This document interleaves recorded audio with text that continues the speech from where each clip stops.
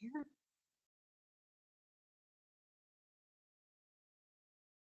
All right. Well, welcome to the Clinical Consultation Network, everybody. We do this every Tuesday at 12:30, but this is a special Tuesday because this is our fourth Tuesday feature of two NAD members, two big NAD members, both members of the board, Dr. Uzama Price and Dr. Dan Baker, who are going to be here to talk to us today about their new book, The Good Stuff. I'm so anxious to hear about all of this as we move forward. But before we do, I'm going to tell you what's upcoming on the Clinical Consultation Network. So next week, we have the ECHO Adult Healthcare, which is a learning community building confidence and competence in caring for adults with intellectual and developmental disabilities. Dr. Beth Mallow from Vanderbilt University, Janet Schaus, and Sally Furukawa are going to be here to talk to us about that. And this is a sort of clinical consultation network for physicians and other clinicians who really are trying to build their skills in working with people with IDD. So I hope you can join us next week for that presentation on ECHO. And then on August 8th, we're still looking for somebody for August 8th. We will have something, though, I promise. And so we will get that out to you as soon as we know about it. On August 5th, 15th, we're going to have Anna Protano Biggs here to talk about the AIMS Center. This is a center that provides home housing for people who are homeless in the Chattanooga area. And so they are going to be here to talk to us on August 15th. And then on August 22nd, we have Kevin Aldridge here to talk about the way forward implementing trauma responsive care for people with intellectual and developmental disabilities or developmental disability professionals. So this is all really good stuff that we have upcoming. I hope you'll join us every Tuesday at 12:30 for those exciting presentations. And then, so let me introduce, just to make sure everybody knows, our co-host here is Juanita St. Croix. So glad to see you again, Juanita. And our producer is Babs Tierno. I'm Bruce Davis. And our speakers today are Dr. Uzama Price and Dr. Dan Baker. Indeed they are. And that brings me to some information about Dr. Uzama Price and Dr. Dan Baker.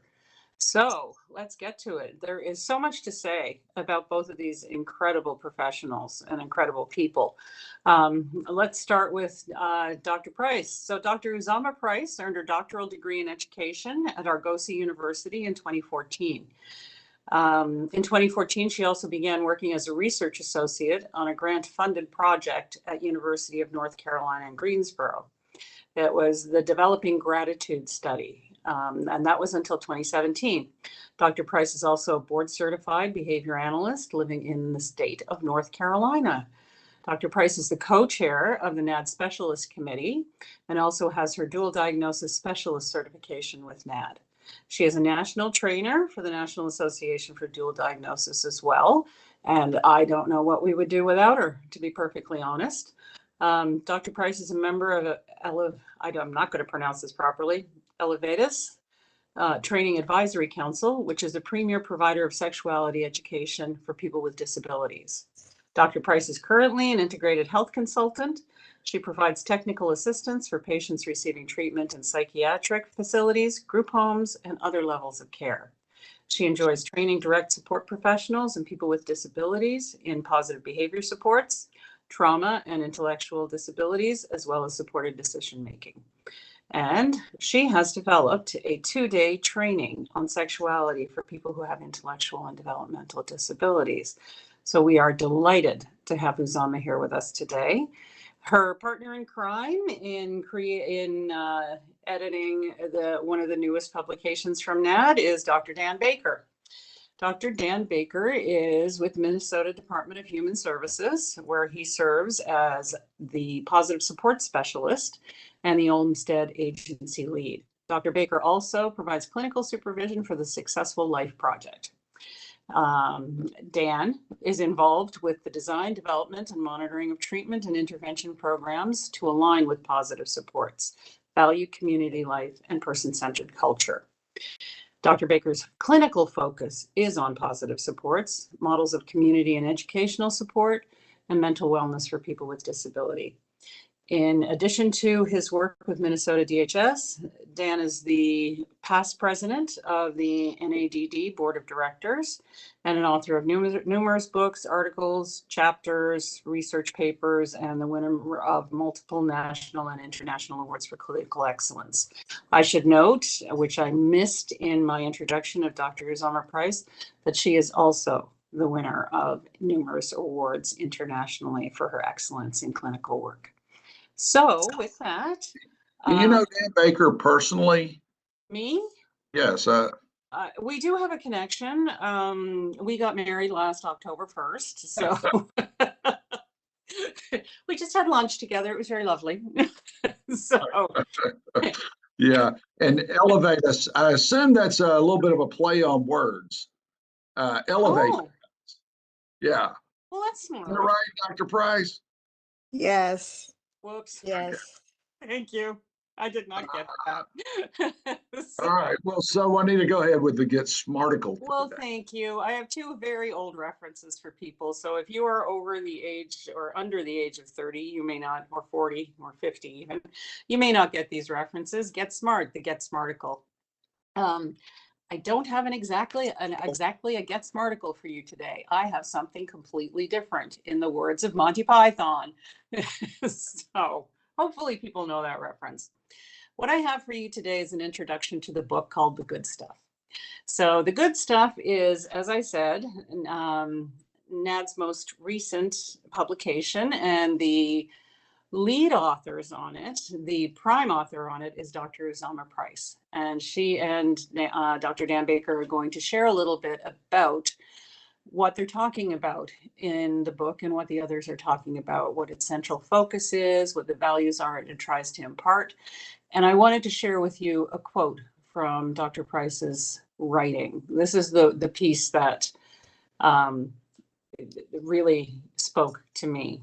And Dr. Price has said, the good stuff serves as a call to action for caregivers to uplift, stand with, empower, and advocate for all people, regardless of their ability or disability.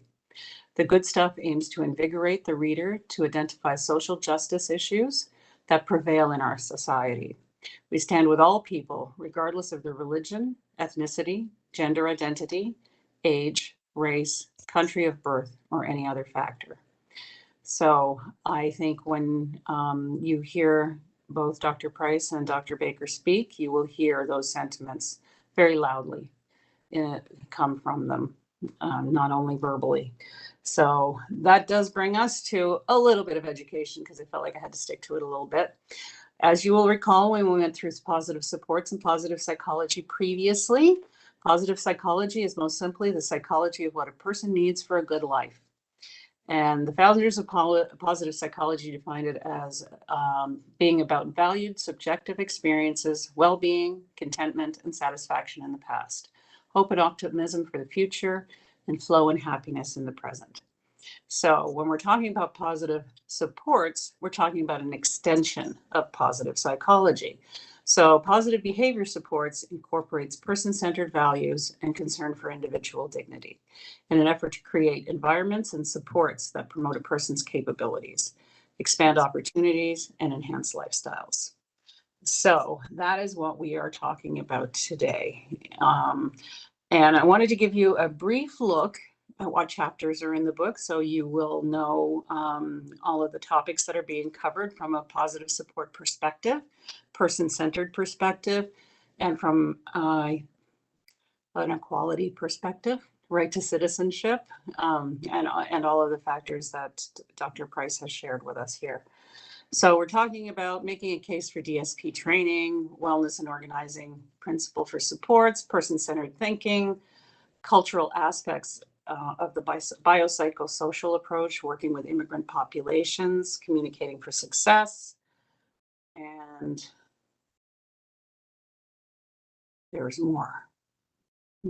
Understanding the criminal justice system, and with a focus on prevention, intervention, and positive support, vulnerabilities in justice, mental wellness and positive psychology, meeting unique needs, clinical skills for direct support professionals, biofeedback, and applications of ABA with trauma-informed care and dual diagnosis.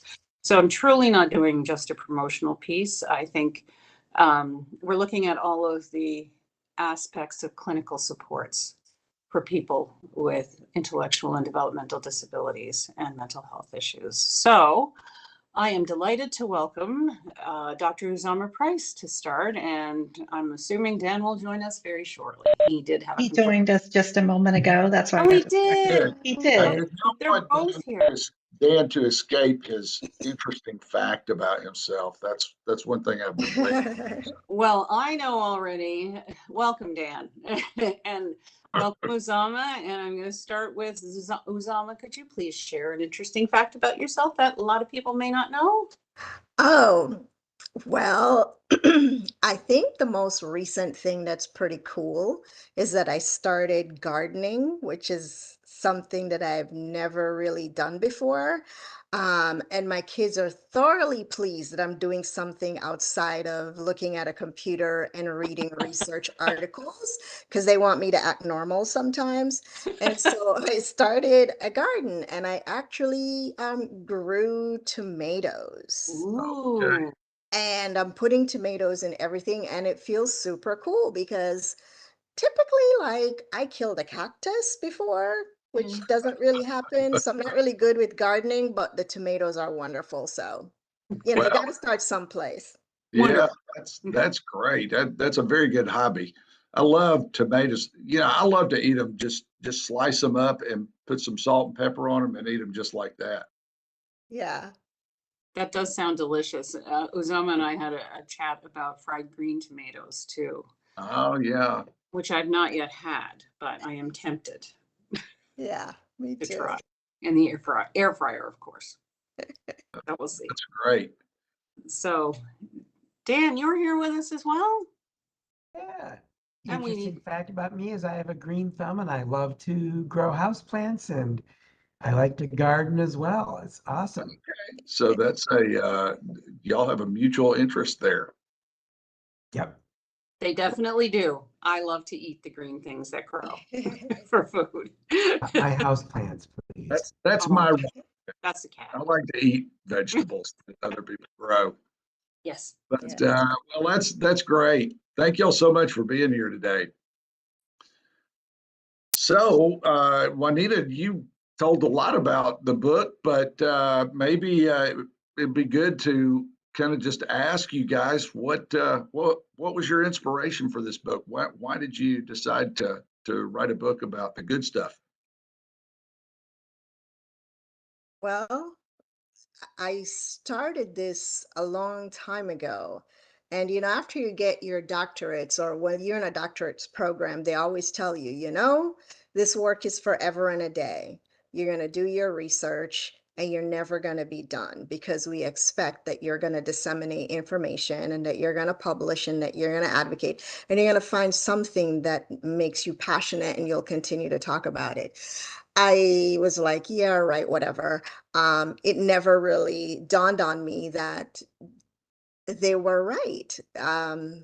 You do get that desire to push forward and to learn more. And so you're always researching, you're always looking for why things work the way that they do. And over the years, this thing was always gnawing at me. I, been living in North Carolina for 18 years. And I've always worked in enhanced mental health services before coming to work on the IDD side in the managed care entity. And it always puzzled me why we were spending so much money on mental health treatment. And really, I didn't see the return on our investment.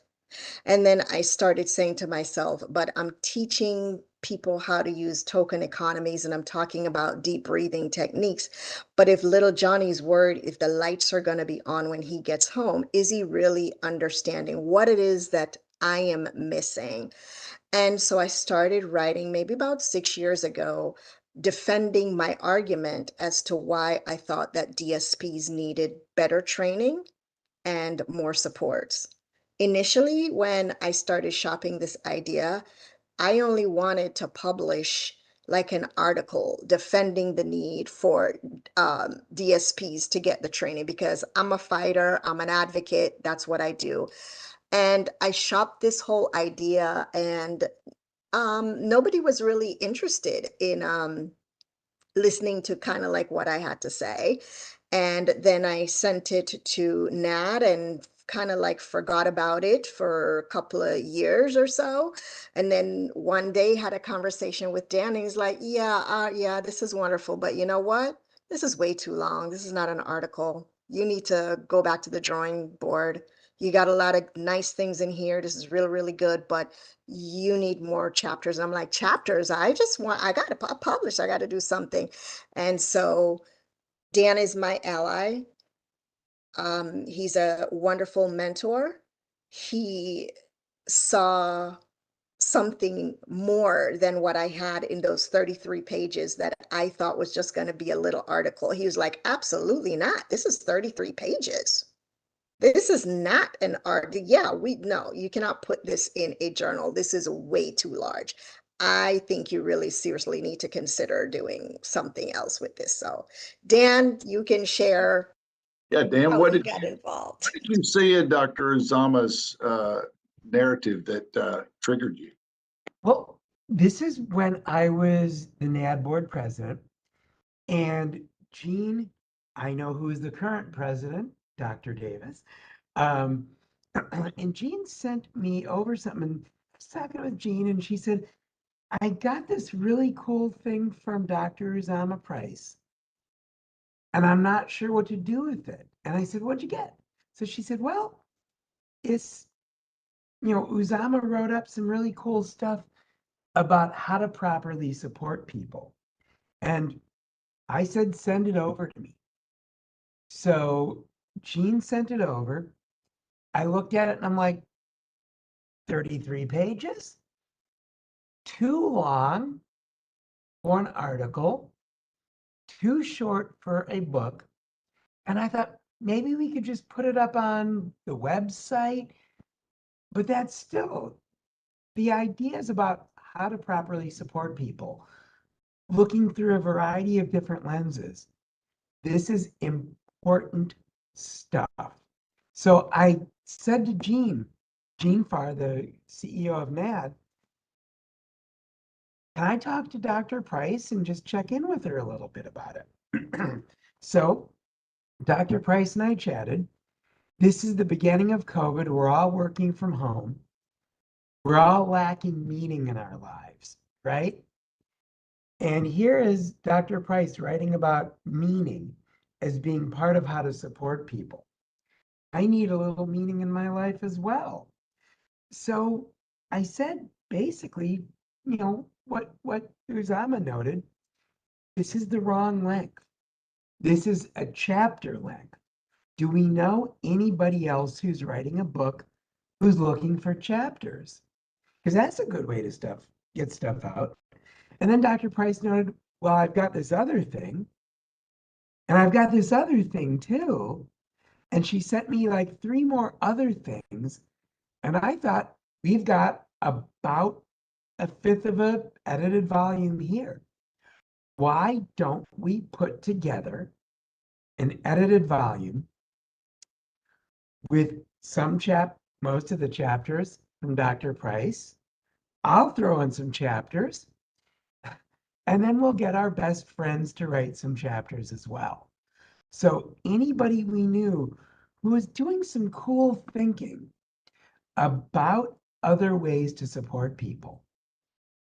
Dr. Price noted she had not done editing yet. And I said, I've done a couple. Your lead, and I'll just sing harmony to you. Because I am an okay singer. A little raspy at times. But I said, I'll just do some harmony work behind your lead. And we then, at the beginning of the pandemic, put together a prospectus saying, here's some of our thoughts. Here's some of the authors we've reached out to. And here's the market. And we really tried to get representatives from so many different perspectives. But I think what makes the book unique is that we've tried to use a couple key lenses around culture, ethnicity, equity, inclusion, and we've tried to make that immigrant status. We've tried to look at how to apply disability supports to a wide variety of different circumstances. And I think that's one of the things that kept me so excited. By the time chapters really started coming in, beyond the ones that Dr. Price, you had the first ones of anybody. I was a distant second, I believe. But by the time stuff started coming in, maybe some of the pandemic restrictions had relaxed. But we also had a different recognition of trauma. And we had a different recognition, I think, also of loneliness. Yeah. And I think social connection represented the fifth or sixth different organizing principle for how we look at supporting people. So I think what we have is truly groundbreaking. Yeah. And that's really the lead singer of our duo who brought such fascinating, awesome stuff. And I know for me, working on this gave a lot of meaning during a time when meaning was sometimes harder to find. So, Yeah. When I think about the pandemic, sometimes I think there's my life before the pandemic and my life after the pandemic. I mean, I don't know how many other people feel that way, but it certainly does feel that way to me a lot. I'm curious about the book title. Maybe you've explained it to some degree, but how did you come up with the title, The Good Stuff? You're on mute, Dr. Uzama. Yeah, I wanted something very catchy, something that you could just see and say to yourself, what are they talking about? Because if I hear the good stuff, I'm in Jamaica, I'm going to think something different. If I'm in Canada and I hear somebody say the good stuff, what is the good stuff? So the good stuff could be anything for anyone. And that's really what I want. I wanted to move people to some sort of action to go look to see what does the good stuff mean, because the good stuff is going to mean different things to different people. And the book does have different things for different people, but there's some philosophical underpinnings which are universal. And those are the good stuff. Those are the good stuff in life, regardless of your ability or your disability. So that's why that name kind of came together. Then we started to talk about like colors of the book. What design do we want? And we didn't want anything to look bland and drab. We wanted it to be exciting. We wanted bright colors to represent like being hopeful. Mhm. And a tree, something that you plant as like a baby tree or whatever, and it grows. And that's why the color schemes and the tree and all of that was representative. Yeah, that's great stuff. It's funny how many times you come back to that phrase, the good stuff, meaning that is probably a really great title for this book. Uh, but before we started today, you were reflecting on some of the origins of the book and how you. But before I say that, let me encourage everybody out there in our audience. If you have questions, either put them in the chat box or at some point, if you want to come off mute and ask your questions directly of Dr. Price or Dr. Baker, please do so. But you were reflecting on some of the themes in the book, and you were talking about a land acknowledgement that you did in there and other aspects of that. How did that influence this book that you put together? And It is that important? Yeah, it influenced, everything about me and everything that I do. It comes back to equity. It comes back to affording grace grace to all people. Daniel Anderson in 2010 wrote a book and came up with a term called gracism. And that just really resonates with me. Am I a gracist? And I practice gracism every single day. I stand with people, I stand up for people, I give voice to those who are vulnerable, to those who are marginalized. And I thought that while we're doing this writing and while we're putting this together, if I'm going to bring my authentic self, and when you're being authentic, you really put yourself out there to be kind of vulnerable. And that's not something that many of us really want to do. But I felt like in this space, in where we're at today, then it makes sense. Like, if I'm not going to stand for anything, then what is the real purpose? And we must be able to have courageous conversations. And I wanted to start the book out with just that, an acknowledgement. And we should acknowledge, even though we are embarrassed, even though things make us feel bad. And I wanted that land acknowledgement to be there, because I can't say I'm going to serve all people. And I'm not going to look at who they are, where they come from, and their subjective experiences. I can't look past that, because when we say all people matter, but I don't know exactly what happened to this person, then I'm truly not being person centered. So I really wanted to just kick the book off so that when people are reading it, they know what the theme is going to be as they're reading. I am always going to uplift people. I'm going to talk about indigenous people from native tribes. I want to make sure that while they're reading the book, they understand that I may not know anything about their family's plight, but I will say the land that I live on, the land that I work on, the land that I play on in the state of North Carolina, we recognize 8 tribes. Here are the 8 tribes, and I am honoring indigenous people from past and present. I can't undo what's been done, but I can acknowledge who they are. And if we're talking about post-traumatic growth, we must be able to have those types of courageous conversations. And then I also wanted people to understand that religion, sexuality, your socioeconomic status, all of those things matter. And they matter in terms of how we provide service to people.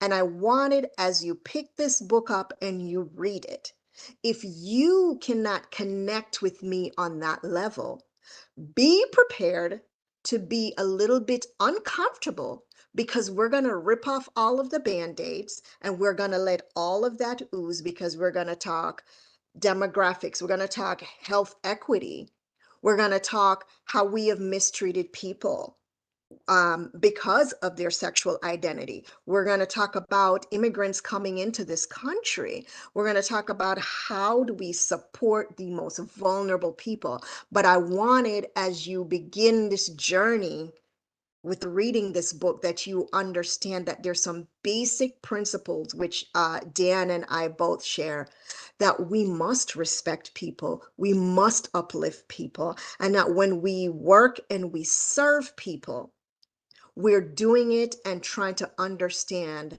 how did you get here and what can we do to better support you? It's not about what's wrong with you. It's So, about where you at and how can we help you. So that's really where that acknowledgement comes in. go ahead, Dan. Yeah, and if I can say a bit more about the titled also, I love the fact that it's a 2-part title. We've got the first part of the title, which is basically saying what we're going to do. And then we've got the second part of the title, which is the normal telegraphic, you know what the book is going to be. I just randomly picked the first 5 books about disability supports off of my shelf. Let's see what they say. Number 1, Cognitive Behavior Therapy for Adult Asperger's Syndrome by Gauss. Awesome, marvelous book. The title tells you what it is. Let's go to the next. NAD monograph, Contemporary Dual Diagnosis, MHMR. Great title. Tells you what it's going to be. Third, Marsha Linehan's classic, Cognitive Behavioral Treatment, Borderline Personality Disorder. Mindfulness-based cognitive therapy for depression. And last up, please excuse me for saying this title. When this title was first written, it wasn't an offensive term, but I like history. Caring for Your Disabled Child by Dr. Spock. Not Mr. Spock, Dr. Spock, the less interesting one. What's in common about those 5 books? Every single title, others people. Every single title says, this is what to do for your child who has a disability. Thank you for letting me fix the language there.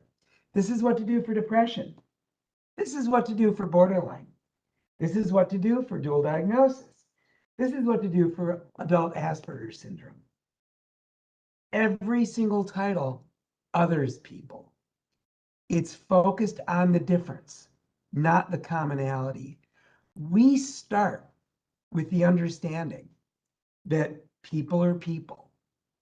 Everybody needs the good stuff in their life. Everybody needs connection. Everybody needs understanding. Yeah, we know that certain people have different life circumstances. Maybe different things are more likely to be needed in terms of more tailored support, but we're all people. I was once speaking at a conference and I was talking about Dr. Joanne Cannon's work on wellness and how to apply it to people who have lived experience of disability. Panel discussion, the discussant asked me, interesting stuff, but where's the database that this wellness stuff applies to people with disabilities? And I thought about that for a second. I said, that's an interesting question. Where's the database that people with disabilities aren't people? So I thought I had blown it, and then everybody started laughing, so it was okay. But we start with the premise that people need the good stuff in life, no matter who you are. Thank you. Well, you had mentioned before about connectedness, and actually this connects back to a theme that we talked about last week on here when Karen Harvey came on, because she was emphasizing the importance of connectedness and how much loneliness has become such a part of so many people's lives. It seems like that is a real theme behind what you're talking about, because we're saying that it's not others, but they're us. Really, we're all the same in many ways. So how did that theme of connectedness really how did you feature that in your book? I think, it was easy to talk about connectedness because we were living through the pandemic. As Dan mentioned, when we first started, I did have some of those chapters already done. But as we continued to talk and to edit and to go through, we were in the thick of everything. And so it was really easy to write from that lens. It was not difficult to understand when folks were not able to see their family members. It was like really fluid. It did not take a lot. That was just like really therapy to just sit down and to write because it was just flowing. You were living it in the moment. You were hearing COVID outbreaks here and there. You were seeing statistics. You're getting on the phone. You're seeing people not being able to get into their group homes, not being able to see their family. So it was so urgent to get that out and get it on paper. And it was so fluid and rich because we were in the midst of all of that. So it was not a difficult at all to do. Yeah, Yeah, being separated. connectedness is so important. I was just reflecting back on a person that I had been working with some, and she was in a really very torrid relationship with her mother, such that I didn't think it was very healthy, and tried to reflect some of those things to her, and maybe trying to help her, move away from that relationship. But on one occasion, she committed to doing that. It was kind of, I felt like, oh, okay, we've reached a breakthrough. Within 15 minutes after that interaction we had, she had one of the most severe meltdowns that I've ever seen anybody have, because I do think that what she had lost in that circumstance was her connection with, it was like, oh, I've given up on this connection that I have with my mother, and it's so important to me. And so what we focused on after that was trying to build that relationship versus trying to remove it entirely, even though it wasn't perfect. It was important to her. And it just kind of underscores, I think, part of what you're talking about here. Definitely. We know that loneliness does hurt. Yeah. We know that everybody values relationships, whether we understand the relationship or not. And it makes sense for us to figure out how to support people to get the relationships that they need and the relationships that they want. Because when we do the opposite, or when we do nothing, we are really causing more harm than we're doing good. And at the end of the day, if you love the people, you serve the people. And if you serve the people, then you must love the people.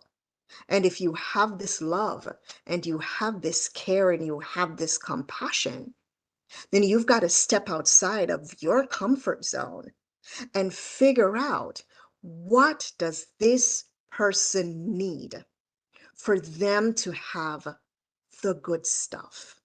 If the good stuff is a hug from grandma, how do we get them to get that hug? How do we get them to get that phone call? How do we get them to get that meal that they haven't had since they left Baghdad? How do we figure out all of those things? Because it's important. And when people feel like all they can do is trash your house, make false allegations, to get what it is that they want, it's unfair when we turn around and we say it's malicious, they're doing this intentional. But if that's the only way I know how to get you to stop and listen to me, you force me to continue to do these behaviors. You're reinforcing the very thing that you don't want me to do. So anything that we can do to get people what they want and what they need, I really think that we should modify our environment so we can better support people, because now COVID ripped off the band-aids. And for the first time in our lives, whether your IQ was 70 or 130, we were all equal, because we were all shut away. We were all told when to get up, when not to leave our house. So COVID was an equalizer, and regular people understood what people with disabilities were going through. And it was painful. We had people upset, wanting to fight over a mask mandate and opening up back the bowling alley and all of that. So it was the first time like the playing field was leveled. And although it was a bad time, I think it really showed us, okay, well, now you're upset, but this is what people with disabilities go through every day. So what can we do now to make it okay for them? What else can we do? Because it should have never been that way for them. Dr. Price, you're a board certified behavior analyst. Some may think that you're defying the stereotype of board certified behavior analysts in the approach that you're taking. Explain a little bit about how board behavior analysis affects your work, and how you were able to come to these conclusions as a behavior analyst. Well, before I got into the ABA world, I did all mental health services. So all of the enhanced services here in North Carolina. That's where I came from as a direct support staff and all of that. I, like Dr. Greg Hanley, respect that whole person-centered approach. I understand, and that's because I'm a nerd. I realized that ABA and positive behavior supports, they all are encompassing some of the very same things. So you got the ABA folks over here will fight and say, oh no, we came before PBS. Well, I'm not here to relitigate the past or however any of this stuff happened. I'm not interested in that. They're both evidence-based, but because I understand trauma and the value in which we should be looking at it from, I do straddle the fence and I do advocate. So even though I'm a board certified behavior analyst, I really see the value in looking at what has happened to the person. No, I can't capture behavior for what's going on internally, but I do see observable and measurable behavior, and we can modify the environment. And truthfully, if we want to think about it, Java wrote an article way back in the day that goes back to 1959, where they were talking about nurses as social engineering. These nurses were doing uh, positive reinforcement. They were using reinforcement procedures in a psychiatric hospital. So 60, 70 years worth of research is showing that you've had ABA principles working right alongside folks in psychiatric facilities. I just think, and this is just little old me, and I'm a little, this is just me in my opinion, that we need to move on with the flow and still stay true to those ABA principles, but really understand what happens with the population we work and where does that trauma piece come in. And that's why I love Dr. Karen Harvey. That's why I love the people at Center for Start Services, because they are looking at all of these things together. So I'm not, really interested. I know people want to fight that fight between ABA and whatever. I straddle that fence, and I can consult and I can write and I can modify whatever environmental variables I see that's causing behaviors. And so I more look at it that way. Oh, that's great. Yeah, I love what you have to say there. I'm just going to interject for a second because I think there has always been a belief that there's a push-pull. And I think the truth of the matter is the intentions are all the same, to help make things better for people who have an intellectual and developmental disability and dual diagnosis. So they're absolutely compatible. And I see a couple of notes from people in the audience. They're saying absolutely they can coexist, and they do coexist. And I think in some ways the chapters in this show people how to facilitate that coexistence as well. So Yeah. I just wanted to comment on that. And I see Dan has his hand up. Sorry. Yeah. I butted in, and I'm Canadian. That's just, I'm going to be kicked out permanently. That's it. And we also have one of our chapters written by Hadfield and colleagues focuses specifically on the use of applied behavior analytic strategies in trauma-informed care. This is the second time I've talked about this topic today. I absolutely agree. We present a variety of different strategies. There is a science in supporting people, and there's also an art. And to me, the art is being able to quickly figure out which strategies can be most likely to be useful and how do we tailor it to the individual. You've probably already done this, but I want to note that we have at least one other chapter author on here today, Dr. Brandy Kelly, who worked on a chapter with me around wellness as an organizing principle for supports. Of course, I also have to say hi to all my other friends who are on here, Asia, Mark, Mariah, colleagues from Minnesota as well. Minnesota, we represent the Great North, so absolutely. The Star North. That's great. I thought I was on romper room there for a second, but that was good. You acknowledging your buds out there. Listen, you talked a little bit about in your book, the criminal justice system. Can you explain a little bit about how that weaved into your narrative here and why that's so important to understand? Sure. A lot of people with vulnerabilities, because they don't have the right supports, they may become engaged in a law enforcement system. And we wanted, and actually there are two chapters on that. Juanita had a chapter on that as well. I wanted to really show people What is going on in the residential setting? What happens when we don't have sexuality education? What happens when people don't understand about vulnerabilities for being online, human trafficking, people getting upset, they're getting charges and things like that, and they're in and out of the county jail? How do we support people like that? What kind of accommodations do we need? And we know people with disabilities make up a good percentage of folks in the county jail and in the criminal justice system and the, the correctional system itself. For Juanita, years ago, I read, and I'm a fangirl, by the way, I read some of her work talking about FASD, fetal alcohol syndrome, and how that is not really talked about a lot, and how many people in the prison system probably carries that diagnosis. And so that's why it was important that we had 2 chapters talking about the very same thing, looking at it through a different lens, but it comes back to the criminal justice system, because a lot of our people, without the right supports in place, they can find themselves entangled with that, whether in the county jail or actually getting charged and having to be in the prison and doing time and coming back out. How do we serve them in the prison? How do we prepare them to come back out to society? How do we serve them while they're in the county jail? And how do we get them to stand in front of a judge, understand what's being said, and all of that? We could not write a book looking at all aspects of people's lives and not touch upon the parts that make us uncomfortable. And law enforcement engagement happens to be one of those things. And also with sexuality, where people are not able to live their authentic self. And we, have a chapter on that as well. Juanita, did you want to comment there?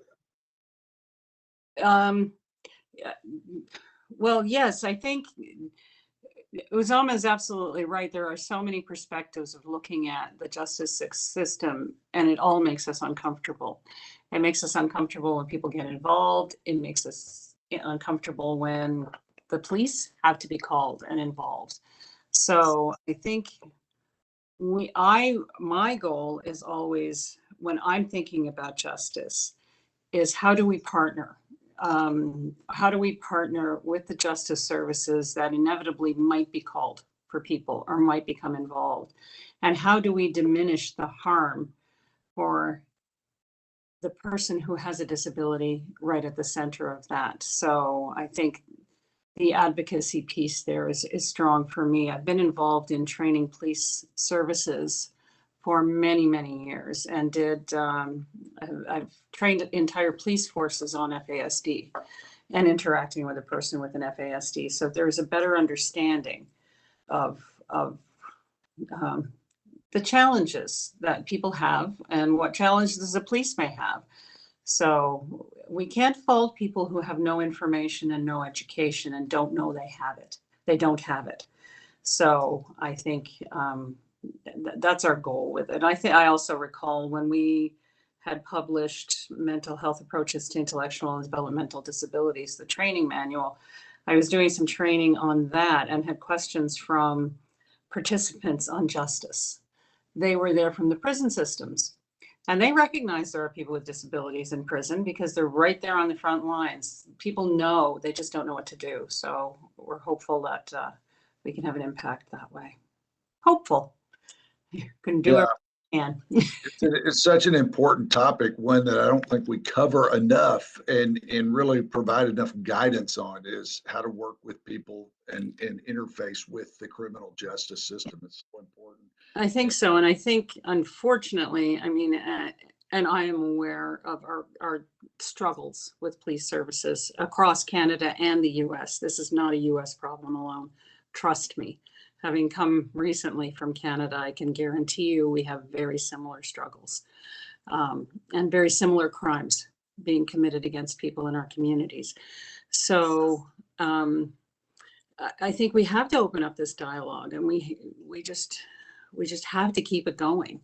There's just not enough information for police services. They don't have it in their curriculum. These are not people who've probably ever even encountered other than segregated classrooms in their high schools. So And I have interfaced with that quite a bit through police training and this type of thing. And Mhm.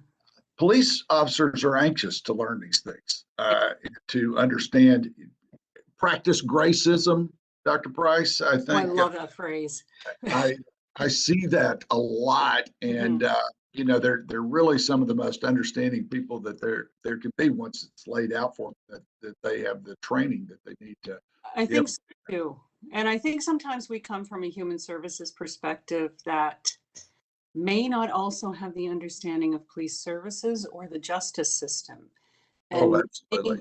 not know how to ask questions, may not know how to say, how can we look at something lesser? Like, I think maybe sometimes we don't know we're asking unreasonable questions. It's a cultural issue, just as the other types of cultural issues that we've been talking about today. Mhm. No question about it. Yeah, definitely. I was laughing a little bit while we were talking there because Dan asked me, what is romper room? I thought everybody knew what romper room was, but that was back in the day when I was a kid. There was a lady named Miss Nancy who had this kids show, and every day she would hold her mirror up, which was no mirror, it was just a mirror frame, and she would look through it and say, I see Uzama and I see Dan and I see Juanita out there. And I was always just sitting there waiting with bated breath for her to say, I see Bruce. Okay, but I bet you heard your name before Uzama heard hers. Probably Fine. so, but I don't think she ever said Bruce either. So And you missed the best part that I was hoping to hear, which was you say romper stomper bumper boo. I wanted to hear you say that. That's what you did. You so held the that was mirror. her phrase. Okay, I forgot that part. So That was her phrase. well, listen, I so appreciate y'all coming on today. This has been just a great education, I think, for everybody in our network. And I think you have increased understanding and gracism with this today. And I hope that everybody is going to go to the NAD website, www.thenad.org, and order this book, because I think they're going to learn so much from it that can really help in their work with people that we serve. So thank you so much again, Dr. Price, Dr. Baker, for being here with us today. It is my pleasure. It's my honor. I I am just so humbled by this experience and this opportunity. And, this is what I could do for the culture and for people with disabilities because I love them so much. And because I'm only one person and I can't fix all of the problems, this was the best way for me to get out and show my love. And hopefully, other people will be able to see that. And Dan is just an amazing, amazing ally to have gone on this journey, Dr. Kelly and all of the other wonderful people who just decided to help out with this awesome thing. We all did this collectively for the culture. This is truly why this was done, not something for self, but more of what can we do for the culture and do it in such a unique way, but still honor people the right way, because that is truly the good stuff. Yeah. Dr. Baker. And thank you for giving us a chance to experience more meaning as well. I thank NAD I thank our awesome, editor, and I thank Oh, everybody who has taught me stuff along the way. And Dr. Price, working with you, I look at things differently as well. mhm. So thank you. And thank you to our audience. Thank you to my co-host, Juanita St. Croix. Thank you to our producer, Babs Tierno. Please join us again next week for the Clinical Consultation Network. So long, everybody. Thank you, Thank Bruce. you. Bye. Bye. Bye, everybody.